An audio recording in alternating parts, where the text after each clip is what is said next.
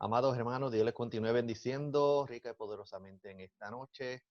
Una vez más nos encontramos en este estudio del libro de Apocalipsis. Este es tu hermano Luis Daniel, saludando a todos los que se están conectando a esta hora a través de las redes sociales en Facebook y también se está grabando para YouTube.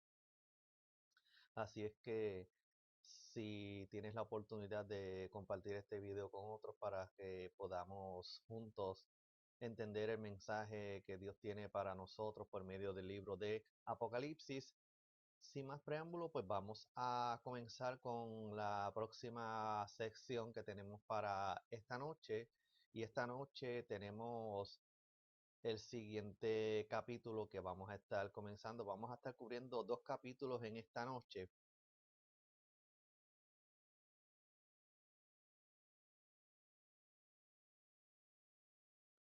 Y el capítulo que vamos a estar cubriendo esta noche es el capítulo 10 y también vamos a cubrir el capítulo 11 del libro de Apocalipsis. Y el tema que tenemos para esta noche son 3 temas: el ángel del librito, los testigos y la séptima trompeta. A manera de introducción dice de la siguiente manera: otro paréntesis similar a la que aparece entre el sexto y el séptimo sello. Entre la sexta y la séptima trompeta, Juan, el apóstol, se encuentra con otras 2 visiones parentéticas. La del ángel con el fuerte, con el librito abierto en su mano, y la de los 2 testigos especiales de Dios para esos momentos de tribulación. Eso es lo que vamos a estar viendo en estos 2 capítulos, el 10 y el 11. Así es que vamos a comenzar con el capítulo 10 de Apocalipsis. Tenemos el versículo 1 que nos habla de otro ángel fuerte con un librito, y dice el versículo 1 de la siguiente manera, lo pueden buscar en... Vi descender del cielo a otro ángel fuerte, envuelto en una nube, con el arco iris sobre su cabeza, y su rostro era como el sol, y sus pies como columnas de fuego. Vamos a ver qué significa este versículo de este ángel que aparece en el cielo. Vamos a ver las características de ese ángel, como leímos en el versículo 1. Y como comentario tenemos el siguiente: algunos han llegado a la conclusión de que este ángel es Jesús, dado algunas similitudes que encontramos en este pasaje, como dice en el versículo 1, que descendía del cielo, su rostro como el sol, pies como columnas de fuego. Pero sin embargo, la descripción de este pasaje muestra que no era Jesús, sino que era un ángel, pero de alto rango, quien iba a llevar una misión especial. Tenemos que recordar que aún en el cielo, los ángeles están organizados por rangos. Hay ángeles que tienen un rango superior y hay otros ángeles que tienen un rango inferior. En cuanto al arco iris sobre su cabeza, nos habla de lo que predomina y rige en él, que es la misericordia y la paz de Dios. Ahí tenemos la cita de Génesis 9:13 que nos recuerda el momento en que Dios le dijo a Noé que cuando lloviera iba a aparecer el arco iris entre las nubes, recordándose el pacto que Dios había hecho con él de que la tierra no iba a ser destruida más con agua. A pesar de que es un ángel fuerte y poderoso, no es un ángel destructor, aunque sí anunciador de juicio. Vamos a ver más adelante el contenido que va a estar presentando este ángel. Este ángel es, como todos los ángeles santos, portador de luz. No tiene luz en sí mismo, sino que la que tiene es reflejo de Dios, ya que Dios es luz. Es un ángel que vive en la misma presencia de Dios. Tenemos que recordar que nosotros tampoco tenemos luz propia. Nosotros estamos para reflejar la luz de Cristo en medio de este mundo en tinieblas. El estar asentado con pies como columnas de fuego, tal y como lo describe Juan, nos habla de poder. O sea que este ángel tenía poder y tenía autoridad Por eso es que el apóstol Juan nos hace estas descripciones de lo que vio en el versículo 1 del capítulo número 10. Vamos a ver la misión de ese ángel, que es una misión extraordinaria, y tenemos los versículos del 2 al 4 del capítulo 10 de Apocalipsis. Tenía en su mano un librito abierto y puso su pie derecho sobre el mar y el izquierdo sobre la tierra. Y clamó a gran voz como ruge un león. Y cuando hubo clamado, 7 truenos emitieron sus voces. Cuando los 7 truenos hubieron emitido sus voces, yo iba a escribir, pero oí una voz del cielo que me decía, sella las cosas que los 7 truenos han dicho y no las escribas. Vamos a ver qué significa estos versículos. En cuanto al versículo de 1, ya que tiene 4 señales de autoridad, vamos a estar escribiendo estas señales de este ángel.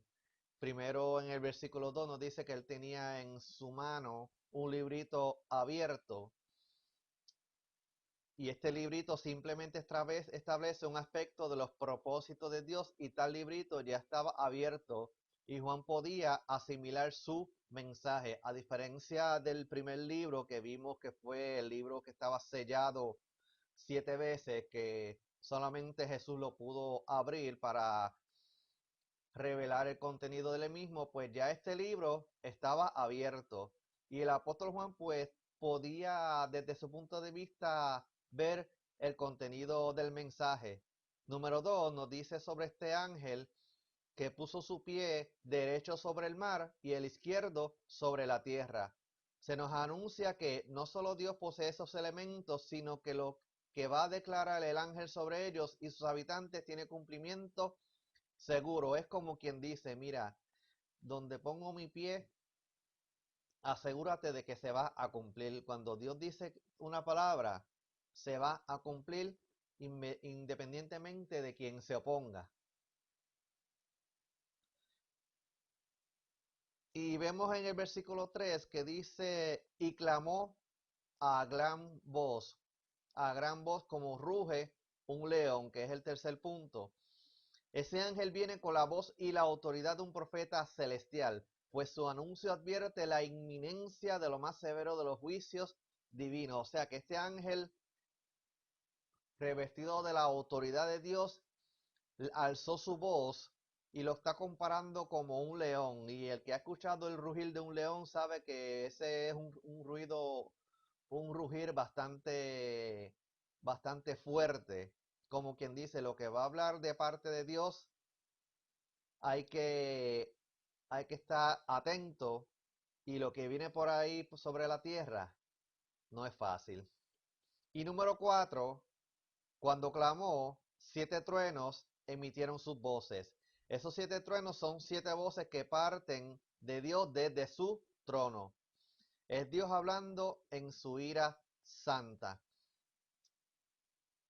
Como leímos ahorita, que lo vamos a ver nuevamente en el versículo 4, relacionado a estos 7 truenos, que dice que cuando estos 7 truenos emitieron su voz, el apóstol Juan iba a escribir, pero escuchó una voz del cielo que le dijo, sella las cosas que los 7 truenos han dicho y no las escriba. O sea, en otras palabras, tú escuchaste algo, no lo escribas, guárdatelo para ti mismo. A través de la historia, la gente se ha preguntado qué sucederá en el futuro, y Dios revela algo de eso en este libro, o sea, en el libro de Apocalipsis. Se le impidió a Juan que revelara ciertas partes de su visión. Un ángel también le dijo al profeta Daniel que algunas cosas que había visto no se les debía revelar todavía a nadie. Y Jesús le dijo a sus discípulos que el tiempo del fin solamente lo conocía a Dios. Dios ha revelado todo lo que necesitamos saber para vivir hoy para Él. O sea que hay cosas que Dios no quiso que se revelaran. ¿Por qué? Porque no eran pertinentes para nosotros. Esos son los misterios de Dios, que solamente Dios sabe qué es lo que va a suceder o qué fue lo que se dijo, que no quiere que nadie lo sepa porque son asuntos exclusivamente de Dios y para nosotros no van a tener ningún grado de pertinencia alguna. Lo que Dios nos dejó escrito en su palabra es lo que necesitamos para nuestro diario vivir. No necesitamos más, pero ciertamente no podemos vivir con menos. Vamos entonces a la próxima parte, que son los versículos del 5 al 7, titulándose El ángel hizo un juramento profético. Vamos a leer este pasaje de Apocalipsis desde el 5 al 7. Y el ángel que vi en pie sobre el mar y sobre la tierra, levantó su mano al cielo y juró por el que vive por los siglos de los siglos, que creó el cielo y las cosas que están en él, y la tierra y las cosas que están en ella, y el mar y las cosas que están en él, que el tiempo no sería más, sino que los días de la voz del séptimo ángel, cuando él comience a tocar la trompeta, el misterio de Dios se consumará, como él lo anunció a sus siervos, los profetas. Vamos a ver este versículo 5 sobre un juramento profético que dice que el ángel que el apóstol Juan vio sobre el mar y sobre la tierra, que fue el que vimos en los versículos anteriores, él levanta su mano al cielo como señal de pacto o compromiso. En ese momento está tocando las tres partes del universo según la comprensión hebrea: el mar, la tierra y el cielo. Y sobre estas tres partes que resumen todo lo creado, exclama un juramento. Vamos a ver este juramento en el próximo versículo. Dice en el versículo 6 que él y juró por el que vive por los siglos de los siglos, que creó el cielo y las cosas que están en él, y la tierra y las cosas que están en ella, y el mar y las cosas que están en él, que el tiempo no sería más. Esta fue una proclamación de una criatura celestial jurando en el nombre de su creador como un sello de garantía de que sus palabras llevaban un mensaje certero e inefable. O sea que en otras palabras, él estaba proclamando que el mensaje que venía de parte de Dios era un mensaje verídico, 100% real y sin probabilidad de errores. ¿Y cuál fue ese juramento? Que ya no iba a haber más tardanza a partir de ese momento. O sea que en otras palabras, que ya el tiempo estaba por culminarse y que ahora sí se iba a cumplir lo próximo que iba a suceder sobre la faz de la tierra. Y precisamente lo anunció, que dice en el versículo 7, sino que los días de la voz del séptimo ángel, cuando él comience a tocar la trompeta, el misterio de Dios se consumará, como él lo anunció a sus siervos, los profetas. Este ángel nos indica que sin demora se derramarán los juicios de las copas, que vamos a ver más adelante que el tocar de la séptima trompeta nos va a presentar las 7 copas de juicio que se van a derramar sobre la faz de la tierra. Acerca del cumplimiento del misterio de Dios que en su día él anunció a los profetas, revelado por tanto en el Antiguo Testamento. Esto ocurrirá en los días cuando el séptimo ángel toque su trompeta. O sea que lo que dice, pues, lo que Dios había revelado previamente a los profetas del Antiguo Testamento iba a tener un cumplimiento pleno en esos tiempos finales sobre la faz de la tierra. En cuanto al misterio de Dios, en cuanto a la consumación de este misterio, debemos hablar del cuándo y del cómo. ¿Cuándo va a suceder? En los días del toque de la séptima trompeta, que es al final de la gran tribulación, que vamos a ver en ese capítulo 16, el contenido de las 7 copas. ¿Y cómo? A través de los juicios que conllevarán la destrucción de los impíos, los enemigos de Dios de sobre la tierra. Ese contenido lo vamos a ver en ese capítulo 16. Pero de qué va a suceder, va a suceder. Si el Dios dijo que iba a suceder y el ángel lo reafirma, tenlo por seguro de que va a suceder. Entonces vamos a la próxima parte, capítulo 10, versículo del 8 al 11, nos habla sobre Juan, el apóstol Juan, y el librito. Y dice así: la voz que oí del cielo habló otra vez conmigo y dijo: ve y toma el librito que está abierto en la mano del ángel que está en pie sobre el mar y sobre la tierra. Y fui al ángel diciéndole que me diese el librito.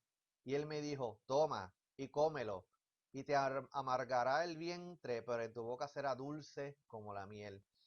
Entonces tomé el librito de la mano del ángel y lo comí, y era dulce en mi boca como la miel, pero cuando lo hube comido, amargó mi vientre. Y él me dijo: es necesario que profetices otra vez sobre muchos pueblos, naciones, lenguas y reyes. Ese librito que el ángel tenía era para el apóstol Juan, por eso es que se escucha en el versículo 8 que una voz que habló desde el cielo le dijo al apóstol Juan: ve y toma el librito que está en la mano de este ángel. Y vuelve a describir dónde era que estaba ubicado, con un pie sobre el mar y otro pie sobre la tierra. Él recibió órdenes de parte de Dios que fuera al ángel y le pidiera el libro, lo cual indica que dicho documento tenía que ver directamente con el apóstol. O sea que este librito era para que el apóstol lo recibiera.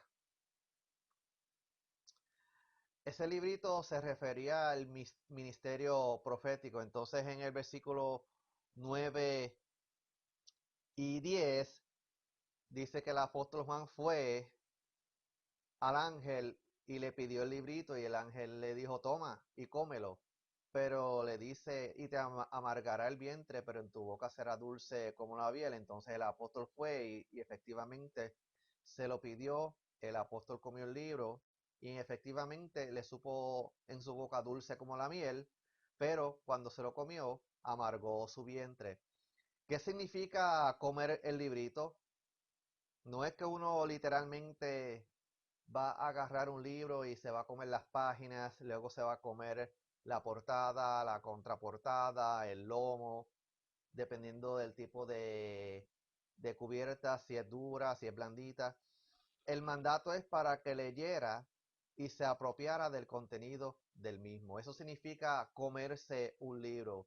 Cuando uno está estudiando en la escuela o en la universidad o en el seminario o en el instituto, y te dicen: tienes que estudiarte ese libro, uno literalmente parece como si estuviese comiéndose el libro, pero es que uno se está leyéndolo, se lo está internalizándolo para que uno se apropie del contenido del mismo. Por eso es que el Señor dijo que la palabra es como el pan, y el pan, cuando está recién horneado, uno desea comérselo para que sea parte de uno.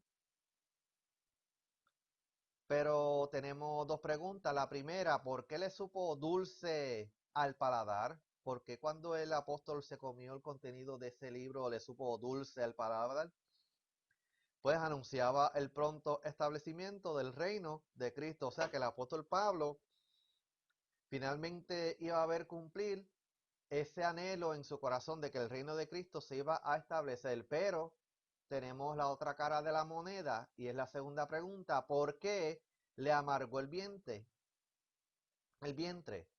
Ya está pensando con más detenimiento todo lo que leyó, entonces le vino angustia y dolor al enterarse de los juicios que aún tendrían que venir. Es probable que lo que le angustiaba más era el endurecimiento de los incrédulos a pesar de todo lo que tendría que sufrir.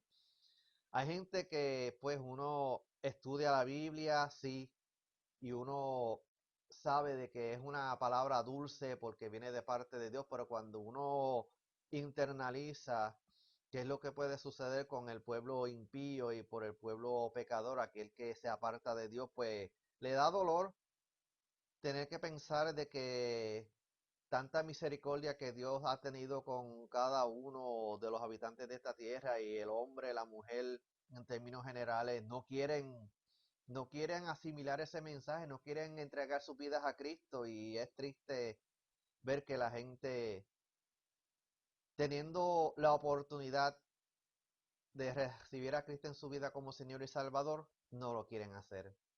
Y es triste que una vida rechace a Cristo y se tenga que ir a la condenación eterna.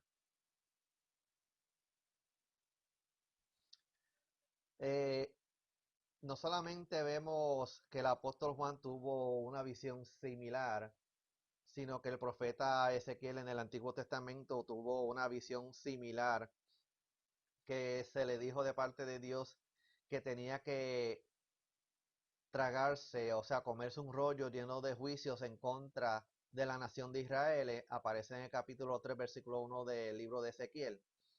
El gusto fue dulce en su boca, pero su contenido trajo destrucción, muy parecido al rollo que se le dijo a Juan que comiera. La palabra de Dios es dulce para los creyentes porque anima, pero amarga a nuestro estómago por el juicio venidero que debemos pronunciar sobre los incrédulos. Y así mismo debe ser la palabra. La palabra, por más dulce que sea para nosotros, que nosotros recibamos la palabra, es de, qué bueno, qué bendición que Dios me habló, pero cuando nosotros vayamos a hablarle, no podemos endulzar la palabra, sino que hay que decirlo tal y como dice la palabra. No podemos añadirle, no podemos quitarle, no podemos acomodarla, porque la persona se puede perder, pero a nosotros nos van a pedir cuenta.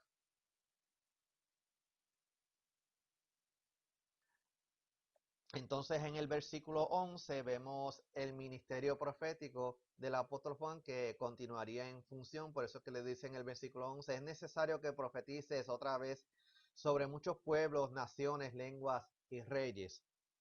La profecía que Juan debía de presentar iba a incluir muchos pueblos, naciones, lenguas y reyes, lenguaje que básicamente describe a todos en general.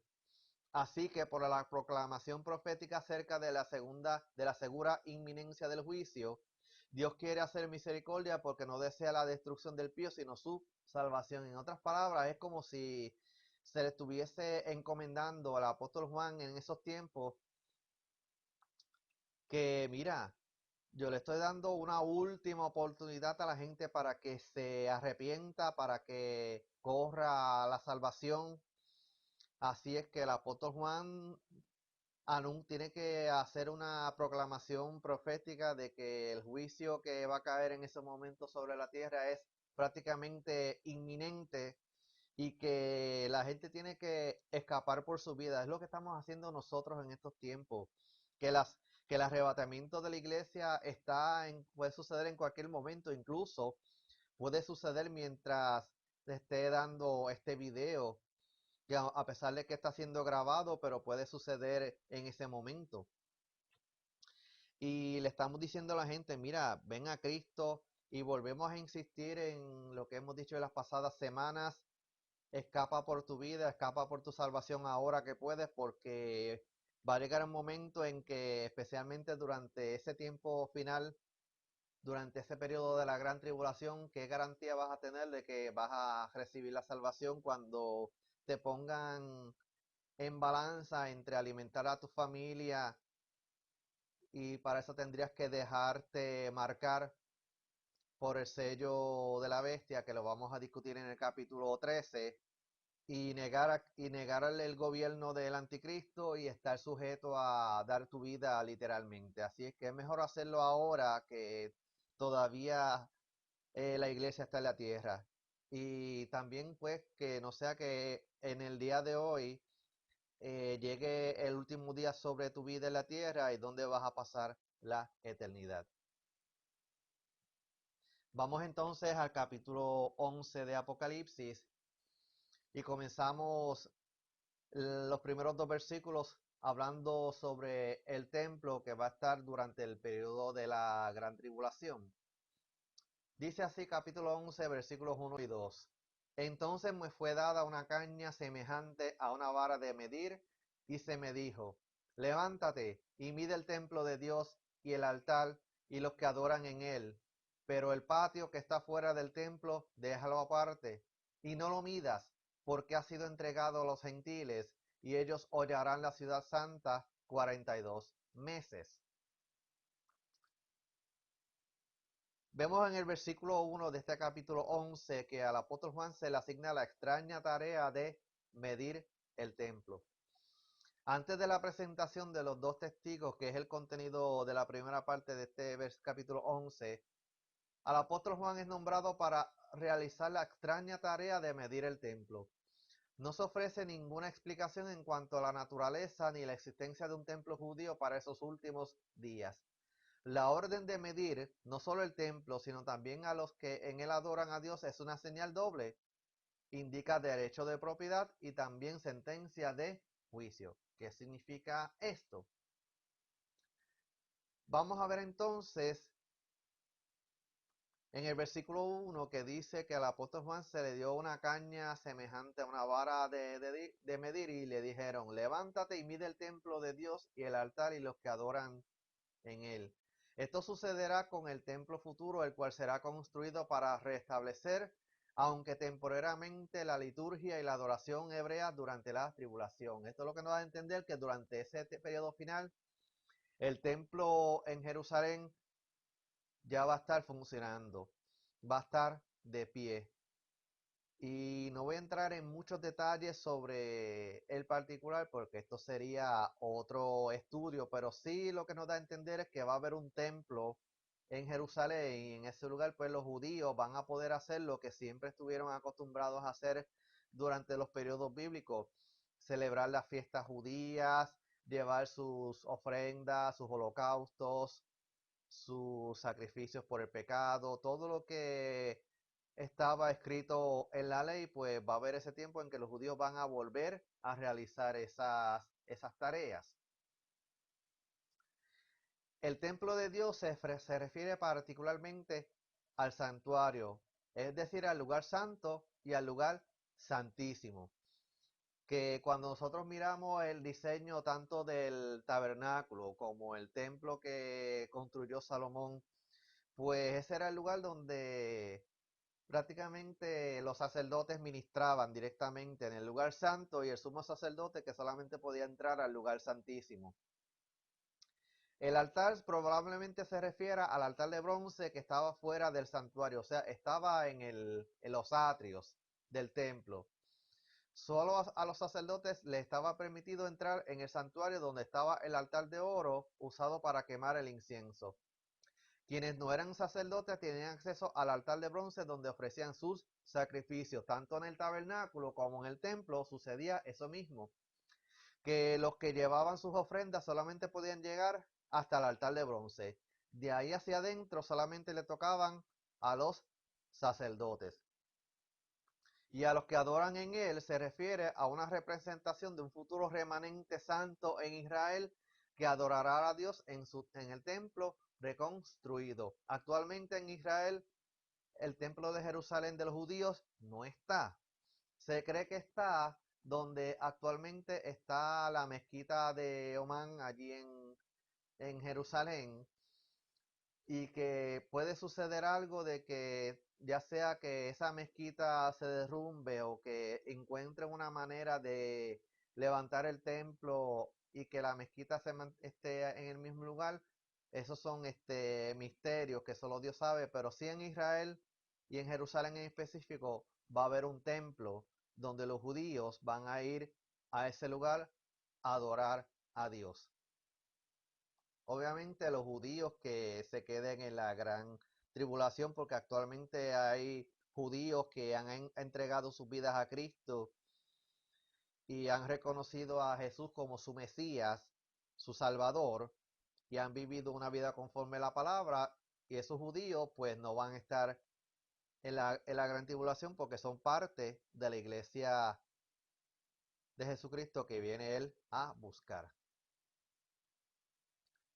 Entonces en el versículo 2 nos habla del patio del templo que no va a ser medido. Por eso es que se le dice que el patio que está fuera del templo, que es en el versículo 2, déjalo aparte y no lo midas, porque ha sido entregado a los gentiles.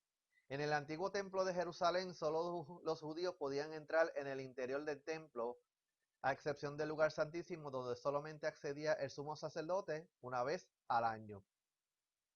También estaba restringida la entrada a los gentiles al llamado atrio exterior. Esta vez todo lo que es a partir del templo para afuera será dado a los gentiles, o sea, los no judíos, incluso el resto de la ciudad. O sea que le dice, mira, todo lo que está fuera del templo, no lo midas. Se le dice al apóstol Juan porque esa parte le va a pertenecer al pueblo gentil. Y sigue y dice en el versículo 2 al final, y ellos hollarán la ciudad santa 42 meses. Evidentemente, justo después de la medición, el templo y el altar serán hollados por la entrada en él del anticristo. Jesús nos habló de esto en Mateo 24, del 15 al 18, que nos habla sobre la abominación desoladora. Por otra parte, existe un precedente en la historia, la profanación del templo efectuada por Antíoco IV Epífanes, que duró exactamente desde junio del año 168 hasta diciembre del 165 a.C., es decir, 3 años y medio, o sea, 42 meses, también duró. Este Antíoco IV griego fue un precursor clarísimo del anticristo que viene. Cuando el profeta Daniel nos habló de una abominación desoladora, pues la profecía de él tuvo cumplimiento durante ese periodo del imperio griego, que fue cuando este personaje llevó un animal que los judíos tenían por inmundo, una cerda, y lo sacrificó en el templo judío, y hubo una declaración de una abominación que hizo este personaje, pero muchas de las profecías del Antiguo Testamento tienen doble o triple cumplimiento. En este caso, pues va a tener un cumplimiento durante ese tiempo final cuando el anticristo, que lo vamos a ver en más detalle en los próximos capítulos, pues va a ir al templo y se va a declarar como Dios. Lo vimos en la visión que tuvo Daniel de las 70 semanas. Lo vamos a ver en otras porciones de este libro de Apocalipsis. Entonces ahí es que va a comenzar lo que verdaderamente va a ser los últimos 3 años y medio de la gran tribulación, en particular con el pueblo de Israel. A pesar de que los juicios van a ser para la faz de la tierra, pero el enfoque principal de este personaje va a ser sobre el pueblo judío, sobre la nación de Israel. Y precisamente lo que hablamos ahora, Daniel 9:27, que es cuando, como dice, durante la primera mitad de esos 7 años, los judíos se regocijarán por volver a poner en práctica su antigua religión, tal y como Moisés les mandó. Justo cuando acabe los primeros 3 años y medio, la primera mitad de esos 7 años, la bestia anticristo, ya como tal, hará detener las prácticas judías, rompiendo el pacto de 7 años, y lo que es peor, profanando el mismo templo. Eso es lo que justamente hará. Entrará en el lugar santísimo del futuro templo de Jerusalén y se sentará allí autoproclamándose el Dios de la humanidad. En ese momento empezará el tiempo llamado la Gran Tribulación, como dice Mateo 24, 15 al 22, que durará 3 años y medio o los 42 meses, que fue lo que le expliqué ahorita, y aquí en esta transparencia pues nos resume todo lo que va a suceder, especialmente en Jerusalén, cuando este personaje entre al templo y rompa el pacto que había hecho previamente.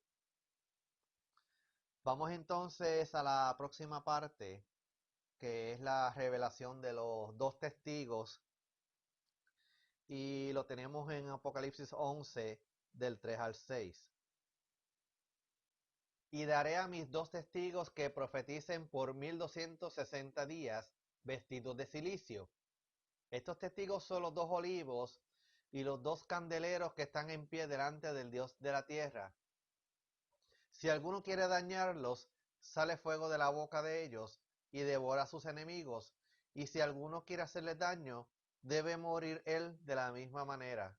Estos tienen poder para cerrar el cielo a fin de que no llueva en los días de su profecía, y tienen poder sobre las aguas para convertirlas en sangre, y para herir la tierra con toda plaga cuantas veces quieran. Vamos a ver qué significa estos versículos que acabamos de leer. En el versículo 4 nos habla del tiempo del ministerio de estos dos testigos y dice en el versículo 4, y daré a mis dos testigos que profeticen por 1260 días vestidos de silicio. 42 meses y 1260 días son exactamente 3 años y medio, lo cual coincide con el concepto de la segunda mitad de la semana número 70 de los años de Daniel 9:27, que es la visión que el profeta Daniel tuvo específicamente de las 70 semanas y más sobre la semana número 70. Tenemos que recordar también que el año judío consiste en 360 días. Cuando multiplicamos 360 por 3 nos da 1080, más la mitad de 360 que son 180, pues ahí tenemos la suma de 1260 días. Estos profetas, dice la Biblia al final del versículo 4, que estaban vestidos de silicio. Perdón, del versículo 3. El profetizar de esos dos siervos del Altísimo tendrá que ver con juicio, de manera que la gente tema a Dios y se arrepienta de sus pecados.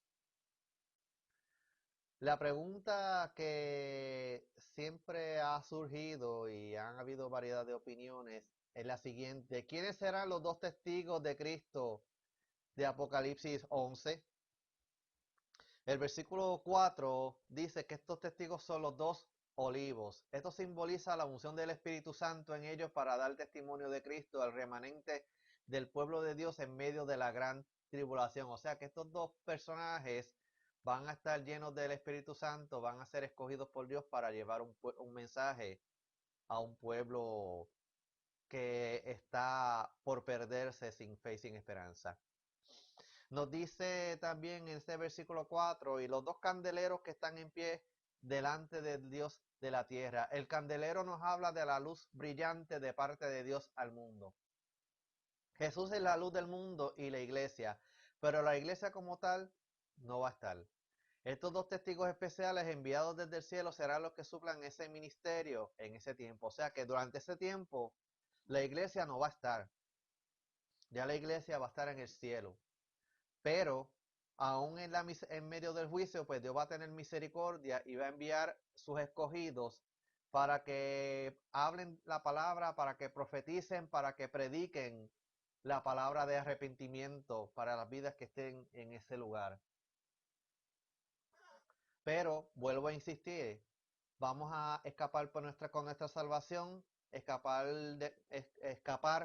ahora que podemos, que ahora que el Espíritu Santo está, que ahora que la iglesia está, y que no estamos en unos tiempos donde la Biblia dice que va a ser tiempo de gran tribulación como nunca lo había visto en la tierra, y después de eso jamás va a ocurrir.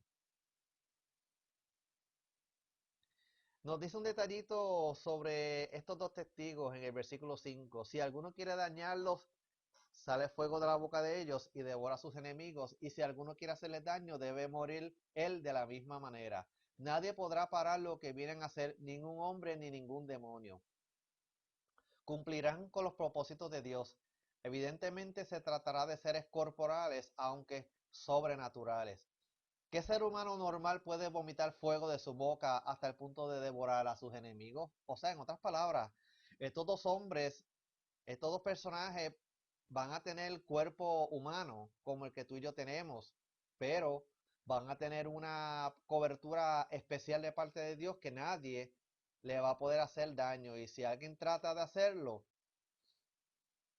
puede salir fuego de la boca de ellos y y entonces si alguien los trata de matar, pues esa persona va a morir. Nos dice un detallito en el versículo 6, y de ese versículo 6 es que muchos basan la conclusión para decir quiénes van a ser estos dos testigos de Cristo. Dice en el versículo 6, estos tienen poder para cerrar el cielo a fin de que no llueva los días de su profecía, y tienen poder sobre las aguas para convertirlas en sangre y para herir la tierra con toda plaga cuantas veces quiera. Aunque estas actuaciones sobrenaturales nos recuerdan a Elías y a Moisés, no significa que tienen que ser ellos en persona los testigos, como muchos comentaristas afirman, aunque no podemos negar tampoco esta posibilidad. Sencillamente no lo sabemos con certeza ahora mismo. Hay muchos comentaristas que dicen, mira, estos dos testigos van a ser Elías y Moisés por las características que nos hablan este versículo 6, pero como hemos sido bastante cuidadosos en este estudio, que ser no queremos ser directos, no queremos ser categóricos sobre ciertos temas, porque hay cosas que son, como dice la Biblia, son los misterios de Dios que solamente le pertenecen a Él. El fin de nosotros es que nosotros podamos escapar de este mundo, cuidar nuestra salvación con temor y temblor. Lo que vaya a suceder en esta tierra que no está registrado en la Biblia, pues eso se van a tener que encargar de mirar aquellos que rechacen a Cristo como su Señor y Salvador, aquellos que sigan viviendo su vida al garete, como se dice en la calle. Aquí vamos a mencionar algunas de las razones por las cuales la mayoría dicen que estos dos testigos son Elías y Moisés. Y es basado en este versículo 6. El profeta Elías en Primera de Reyes 17 le anunció al rey Acab que no llovería sobre Israel. Luego de 3 años y medio, finalmente oró y llovió. En cuanto a Moisés, en Éxodo 7 del 17 al 21 recibió poder para herir las aguas del Nilo y las fuentes de agua potable en Egipto, que fue cuando las convirtió en sangre. Elías y Moisés aparecieron en la transfiguración, que fue cuando Jesús subió con 3 de sus discípulos, con Pedro, Juan y Jacobo, y nos dice en Mateo y en otros de los evangelios que Jesús se transfiguró delante de ellos y aparecieron en escena Elías y Moisés. Hay un detalle que dice aquí que el profeta Elías no vio muerte. En Segunda de Reyes fue cuando él fue llevado al cielo en un carro de fuego, que es la historia de Elías y Eliseo, que fue cuando Elías le pasó el ministerio profético a Eliseo, mientras que a Moisés, a pesar de que sí él murió físicamente, pero sin embargo dice la Biblia que Dios lo sepultó, que nos dice la Biblia que nadie sabe el lugar de su sepultura, sus huesos, sus restos nunca aparecieron, lo que nos da a entender que fue Dios quien se encargó de su sepultura. Sobre el asunto de estos dos testigos, la Biblia no dice quiénes serán los dos testigos. Lo que sí se puede afirmar es que los dos testigos serán dos individuos escogidos y dotados por Dios para realizar un ministerio especial durante los días críticos de la segunda mitad de la semana 70 de Daniel 9:27. O sea que estos dos testigos, independientemente de que sean Elías, Moisés o sean dos personas totalmente diferentes, van a tener una misión en particular durante esos 3 años y medio sobre la faz de la tierra. Vamos a ver en el versículo 7 que estos dos testigos pues van a ser muertos. ¿Por quién? Por la bestia que sube del abismo. Y dice en el versículo 7 de Apocalipsis 11, cuando hayan acabado su testimonio, la bestia que sube del abismo hará guerra contra ellos y los vencerá y los matará. En otras palabras, que cuando se acabe el tiempo de profecía, el tiempo ministerial de estos dos testigos, pues la bestia, que es mencionada por primera vez, la cual sube del abismo, es el anticristo. Como líder político, el anticristo procederá del mar de la humanidad, que lo vamos a ver en el capítulo 13, pero como agente satánico, su poder vendrá del abismo, en el lugar de los demonios.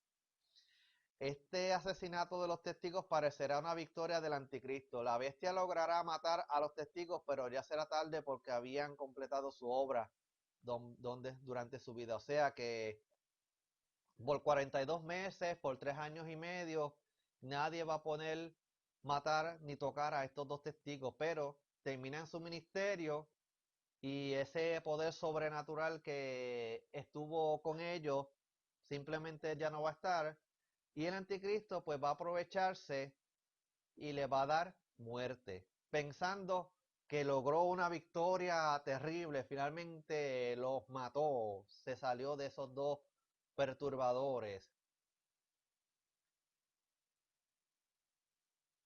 Vemos en el versículo 8 dónde es que van a morir estos testigos, en la Jerusalén profanada, y dice el versículo 8: y sus cadáveres estarán en la plaza de la grande ciudad que en sentido espiritual se llama Sodoma y Egipto, donde también nuestro Señor fue crucificado. Nos dice que estos testigos van a morir en la Jerusalén profanada. Esta ciudad santa caerá en manos del anticristo, el cual se gloriará en profanarla y convertirle en una Sodoma inmoral y en un Egipto opresor. Así se contaminará Jerusalén cuando sea ocupada por los enemigos de Dios. O sea, otras palabras, este anticristo va a tomar la ciudad de Jerusalén y la va a convertir en un caos, tanto moralmente hablando como va a estar oprimiendo a la gente. Gloria sea el nombre del Señor. Se nos dice que sus cuerpos sin vida quedarán en el centro de Jerusalén. La ley mosaica ordenaba que las ejecuciones se realizaran fuera del campamento, pero aquí vemos una nueva profanación de la ley de Dios por mano del mismo diablo en la persona de su enviado. Fueron muertos dentro de la ciudad y permanecerán en ella por unos días. Esa ciudad necesariamente es Jerusalén, porque allí fue crucificado nuestro Señor. Ahí nos está dando detalles qué es lo que va a pasar con estos dos testigos y qué es lo que va a pasar con sus cadáveres durante esos días, que no se va a permitir que estos cuerpos sean debidamente sepultados. Vamos a ver qué va a suceder durante ese tiempo en que esos cadáveres van a ser dejados tirados ahí en la ciudad. Dice que va a haber celebración mundial de 3 días y medio por su muerte, y aparece en Apocalipsis 11, 9 y 10, que dice así: y de los pueblos, tribus, lenguas y naciones verán sus cadáveres por 3 días y medio, y no permitirán que sean sepultados. Y los moradores de la tierra se regocijarán sobre ellos y se alegrarán y se enviarán regalos unos a otros, porque estos dos profetas habían atormentado a los moradores de la tierra. O sea que esto va a ser terrible. No solamente no van a dejar que sus cuerpos sean enterrados, que los van a dejar ahí tirados, sino que dice la Biblia que va a haber celebración. No van a permitir que sus cuerpos sean sepultados. Los enemigos de Cristo montarán una campaña mundial de divulgación celebrando la muerte de los dos testigos. Para esto se hará uso de todos los medios modernos de comunicación. Por estos medios todo el mundo podrá ver en vivo y a todo color lo que estará sucediendo en la plaza de la ciudad de Jerusalén. O sea que esto va a ser como si fuera la noticia del momento. Asesinan a dos personas y dejan sus cuerpos tirados por 3 días y medio, los van a dejar ahí tirados para que se pudran sus cuerpos. Y luego de eso dice en el versículo 11 que va a haber versículo 10, perdón, que va a haber regocijo, se van a alegrar, se van a estar enviando regalos unos a otros. Resulta irónico que el odio que siente el mundo por la causa de Cristo se ponga de manifiesto celebrando una gran fiesta en la que de hecho las personas se hacen regalos unos a otros, como se hace en Navidad, para celebrar las muertes de estos dos testigos que habían sido un tormento, según ellos, y una reprensión dolorosa por sus prácticas pecaminosas. O sea que esta gente va a estar celebrando el hecho de que estos dos personas estuvieron por 3 años y medio advirtiéndole al mundo, hablándole de que se arrepintieran, pero como el impío y el pecador no va a querer, pues cuando se enteren de que a estos dos personajes los matan, pues ellos van a hacer fiesta, se van a estar regalando y por 3 días y medio no van a querer que estos cuerpos los toquen. Gloria sea el nombre poderoso del Señor. Vamos a ver entonces, luego de esta fiesta, que yo pensó que le iba a durar un chojo de días, muchos días, solamente le duró un poquito de tiempo. Vamos a ver Apocalipsis 11, los versículos 11 y 12, nos habla de un pánico mundial por la resurrección y ascensión de los testigos. Y dice así: pero después de 3 días y medio entró en ellos el espíritu de vida enviado por Dios, y se levantaron sobre sus pies, y cayó gran temor sobre los que los vieron. Y oyeron una gran voz del cielo que les decía: subid acá. Y subieron al cielo en una nube, y sus enemigos lo vieron. Vamos a ver que ellos pensaron que esta fiesta le iba a durar muchos días, que esos cuerpos iban a estar putrefactos después de 4, 5, 6 días, y las aves de rapiña iban a estar haciendo fiesta en esos cuerpos, pero dice en el versículo 11 que luego de 3 días y medio, Dios le envía su espíritu de vida y resucitaron. Los mismos medios de comunicación masiva que le permitía al mundo ver y celebrar la muerte de estos profetas servirán para que todos se enteren del milagro de su resurrección. O sea que las mismas cámaras que estuvieron ahí puestas sobre la ciudad, sobre el lugar donde estos cuerpos están tirados, van a ser testigos de algo terrible, de que esos cuerpos de momento se van a levantar como si nada hubiera sucedido. En cuanto al pánico, que dice al final del versículo 11, en cuanto al pánico que se apoderará de los impíos ante la resurrección, denota el final de su celebración. O sea que cuando ellos vean esto, la fiesta se le va a acabar. En el versículo 12, oyeron una gran voz del cielo que les decía: subir acá, y subieron al cielo en una nube, y sus enemigos lo vieron. Aquí podemos ver una escena de victoria y consolación para el pueblo de Dios. A la misma vez podemos ver una escena de derrota para los enemigos de Dios, quienes habían pensado que la palabra ya no iba a atormentarlo. O sea, que ellos pensaron: pues matamos a estos dos testigos, ya nadie nos va a estar molestando más. Pero luego de 3 días y medio, estos dos cuerpos reciben la vida, el espíritu de vida de parte de Dios, y se levantan, y luego escuchan una voz en el cielo que suben. Ellos subieron al cielo ante la vista atónita de todos.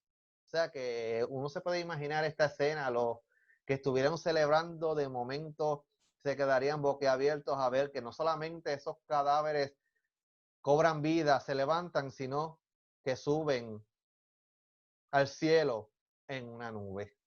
Aleluya. Algo similar va a suceder con los que mueren en Cristo, que resucitarán primero y subirán. Gloria a Dios. Es una escena de victoria para el pueblo de Dios. Vemos en el versículo 13 que luego de que sucedió eso, va a haber un terremoto, un gran terremoto desde el punto de vista escatológico sobre la ciudad de Jerusalén. El versículo 13 dice: en aquella hora hubo un gran terremoto, y la 10ª parte de la ciudad se derrumbó, y por el terremoto murieron en número de 7,000 hombres, y los demás se aterrorizaron y dieron gloria al Dios del cielo. O sea que en aquella hora, pues, luego de que los dos testigos resucitan y suben al cielo, ocurre un terremoto en la ciudad. Y los resultados inmediatos de este terror fue, como dice en el versículo 13, la 10ª parte de los edificios de la ciudad de Jerusalén se derrumbarán, y los muertos causados por estos derrumbes ascenderá a 7,000. Pero aunque la Biblia dice 7,000 hombres, uno se puede imaginar que el número puede ser mayor. Los que queden vivos se aterrorizarán no solo por lo sucedido, sino porque presentirán sino porque presentirán que les espera algo mucho más terrible debido a su maldad. O sea que los que están vivos van a estar, aquí va a suceder algo terrible, algo peor por causa de nuestra maldad, entonces reconocerán que todo esto viene de parte del Dios del cielo y aunque sea contra su voluntad, le darán su gloria. O sea que no le va a quedar remedio que darle la gloria a Dios por todo lo que ellos habrán visto delante de sus ojos. Ahí tenemos un par de citas bíblicas del profeta Ezequiel y del profeta Zacarías para que en su casita con su Biblia lo puedan leer. El versículo 14 nos habla de 2 de 3 ayes que se habían mencionado anteriormente, han pasado, pero que quedaba uno más. El versículo 14 dice, el segundo ay pasó, he aquí el tercer ay viene pronto. El primer ay para los moradores de la tierra consistirá en el toque de la quinta trompeta, las langostas demoníacas que atormentarán a los pecadores por 5 meses. El segundo ay será el resultado del toque de la sexta trompeta, la horda de 200 millones de jinetes demoníacos que matarán con fuego y azufre la tercera parte de la humanidad. La palabra nos anuncia en este versículo 14 que el tercer ay viene pronto, o sea que el tercer aviso está por llegar sobre la tierra. Y el tercer ay consiste en la séptima trompeta que aparece en los versículos del 15 al 19 de Apocalipsis 11, que dice así. El séptimo ángel tocó la trompeta y hubo grandes voces en el cielo que decían, los reinos del mundo han venido a ser de nuestro Señor y de su Cristo, y él reinará por los siglos de los siglos. Y los 24 ancianos que estaban sentados delante de Dios en sus tronos, se postraron sobre sus tonos, sobre sus rostros y adoraron a Dios, diciendo, te damos gracias, Señor Dios Todopoderoso, el que eres y que eras y que has de venir, porque has tomado tu gran poder y has reinado. Y se airaron las naciones y tu ira ha venido, y el tiempo de juzgar a los muertos y de dar el galardón a tus siervos los profetas, a los santos y a los que temen tu nombre, a los pequeños y a los grandes, y de destruir a los que destruyen la tierra. Y el templo de Dios fue abierto en el cielo y el arca de su pacto se veía en el templo. Y hubo relámpagos, voces, truenos, un terremoto y grande granizo. Vamos a ir presentando estos versículos del capítulo 11, que son los que quedan. En cuanto a la séptima trompeta, entendamos que el toque de la séptima trompeta es como la indicación de todo lo que queda por cumplirse en el libro de Apocalipsis. Así pues, esta séptima trompeta almacena las 7 copas de la ira que veremos más adelante en el capítulo 16, la caída del sistema religioso y político mundial, así como la destrucción de ejércitos, armamentos, rebeliones, maldades, pecados, etc. Todo hasta desembocar en el reino eterno de Cristo cuando Él venga. ¿Qué es lo que vamos a ver en esta séptima trompeta? La presentación de las 7 copas de la ira de Dios. Vemos en el versículo 15 este séptimo ángel tocando la trompeta y dice que en el momento en que suene la séptima trompeta, a partir de ese momento se producirá el traspaso de poderes. Esto no significa que mientras tanto el mundo no es de Cristo, porque sí lo es, sino que Cristo vendrá en persona a reinar. Este es el anuncio del reino milenial. Cuando el hombre en la persona del anticristo llegue al clímax de la rebelión, cuando dé muerte a los 2 testigos, entonces Dios tomará el reino. Evidentemente, esto será cerca del final de la gran tribulación. O sea que estas 7 copas van a ocurrir bastante al final de la gran tribulación, que es cuando finalmente el reino de Jesucristo se manifestará y vendrá a reinar sobre la faz de la tierra. ¿Cuál es la respuesta en el cielo a la séptima trompeta? Vemos en el versículo 16 que los 24 ancianos que estaban sentados delante del trono de Dios se postraron y adoraron a Dios. Adoran a Dios en ese momento dándole gracias por tomar lo que siempre ha sido suyo, el poder y el reino. Por eso ellos dicen, te damos gracias, Señor Dios y Todopoderoso, el que eres y que eras y que has de venir, porque has tomado tu gran poder y has reinado. Cristo es el Señor Dios Todopoderoso porque es el que ha de venir. Aquí vemos otro aspecto de la Trinidad, en este caso la exaltación del Dios Hijo junto con la exaltación de Dios el Padre y el Espíritu Santo. Vemos aquí la exaltación de la Trinidad, Padre, Hijo y Espíritu Santo en boca de los ancianos, de los 24 ancianos que están sentados delante del trono de Dios. Y la actitud de ellos fue postrarse sobre sus rostros y adorar a Dios, que es el versículo 17, que es lo que ellos dijeron. Mientras tanto en la tierra, ¿qué es lo que va a suceder? En el versículo 18 dice que se airaron las naciones y tu ira ha venido, y el tiempo de juzgar a los muertos y de dar el galardón a tus siervos los profetas, a los santos y a los que temen tu nombre, a los pequeños y a los grandes, y de destruir a los que destruyen la tierra. Aunque las naciones se enojen, simplemente no pueden hacer nada para vencer a Dios. Van a gritar, jalar, patalear y todo, pero no van a poder jamás vencer a Dios. La ira de Dios ha llegado y la hemos contemplado en los capítulos anteriores. O sea que esto va a ser la consumación de la ira de Dios sobre el mundo pecador y sobre el reino del anticristo y el falso profeta. En este pasaje vemos cómo el tiempo de juicio ha llegado y el tiempo de recompensar al pueblo de Dios también ha llegado. La frase juzgar a los muertos puede significar a aquellos que están muertos en delitos y pecados. La frase y de destruir a los que destruir la tierra denota castigo divino. Vemos aquí que finalmente Dios va a redimir a sus escogidos y le va a dar el jaque mate a los pecadores y al reino de las tinieblas.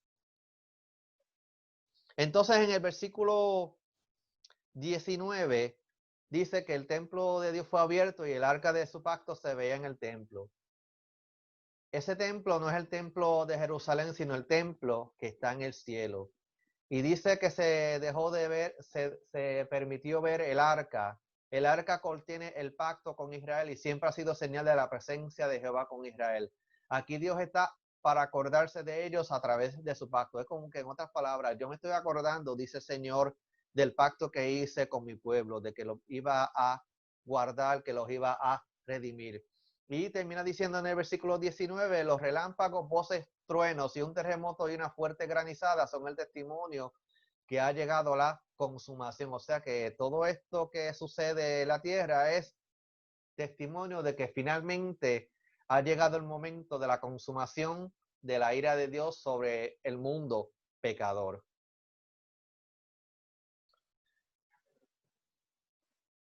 Como ustedes habrán podido ver, pues en estos capítulos 10 y 11 se está preparando la escena para la consumación de su ira sobre el mundo pecador. El enfoque aquí lo hemos visto en cómo Dios le da una encomienda de parte, enviando a su ángel para que el apóstol Juan reciba el mensaje, lo asimile para él poder predicarlo, para que las vidas se salven durante ese periodo final.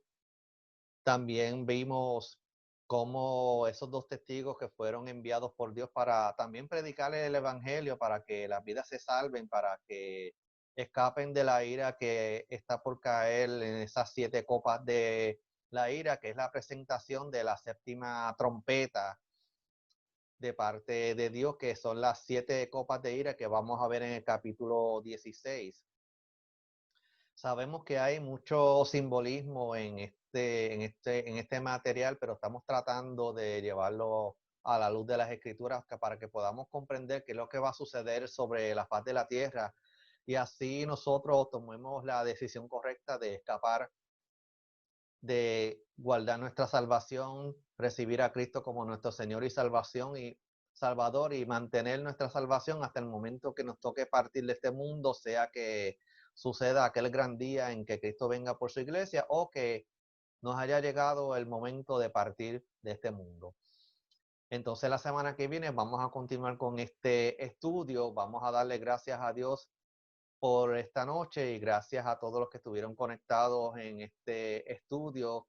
Si tiene algún comentario, si tiene alguna duda, lo puede escribir en la sección abajo de comentarios y cuando tenga la oportunidad le estaré contestando la misma. Vamos a orar para darle a Dios toda la gloria y toda la honra y así culminar en esta noche. Padre, en el nombre de Jesús te damos gracias por esta noche. Gracias, Señor, por tu palabra. Gracias, Señor, por haber usado a este siervo inútil, Dios mío, para tu gloria. Ayúdame, Señor, a entender el material, Dios mío, para así poder presentárselo a otros y que las vidas que me escuchan, que me ven por medio de estas redes sociales puedan entender el mensaje, Dios mío, y tomar la decisión correcta de seguir a Cristo y no volver atrás. Te lo pedimos en el nombre de Jesús. Amén y amén. Hasta aquí, Dios le bendiga. Tu hermano Luis Daniel te saluda y nos vemos la próxima semana con otra edición más del estudio bíblico de Apocalipsis. Dios le bendiga y Dios le guarde. Amén.